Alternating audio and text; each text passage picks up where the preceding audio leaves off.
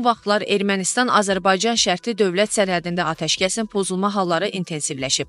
Xüsusilə sülh danışıqlarında irəliləyiş əldə edildiyi bir vaxtda İrəvanın gərginliyi artıran addımları diqqət çəkir. Xəbərə görə Ermənistan hökuməti 1 aprel 1 iyun 2025-ci il tarixləri arasında ehtiyatda olan hərbçilərin toplanışını planlaşdırır.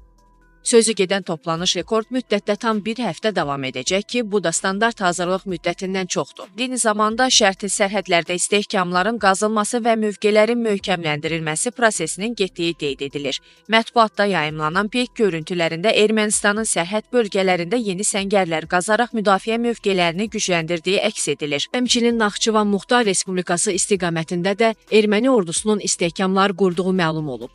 Ermənistan yeni müharibəyə başlamaqla nəyə nail olmağa çalışır? Dobalifo azad danışan politoloq Zaur Məmmədov bildirib ki, Ermənistan baş naziri Nikol Paşinyan Azərbaycanla şərti sərhədlərdə kiçik qələbə qazanmaq istəyir. O, Avropanın dəstəyinə arxayın olaraq seçki qabağı təxribat hazırlayır. Ermənistan cəmiyyətində və müxalifət dairələrində 44 günlük müharibədəki məğlubiyyətə görə Paşinyanı günahlandıranlar var. Son zamanlarda isə müxalifət partiyaları aktivləşməkdə davam edir. Qarşıdan seçkilərin gəldiyini də nəzərə alsaq, Paşinyan bu təzyiqləri neytrallaşdırmaq və hakimiyyətini qorumaq üçün hərbi hiyləyə əl ataraq şərti sərhədlərdə müəyyən üstünlüyə nail olmağa çalışa bilər. Xalq müharibə təhlükəsi yarandıqda daha çox hökumətin ətrafında birləşir. Ermənistanın baş naziri bu mexanizmdən istifadə edərək daxili siyasi rəqiblərini zəiflətməyə cəhd göstərə bilər.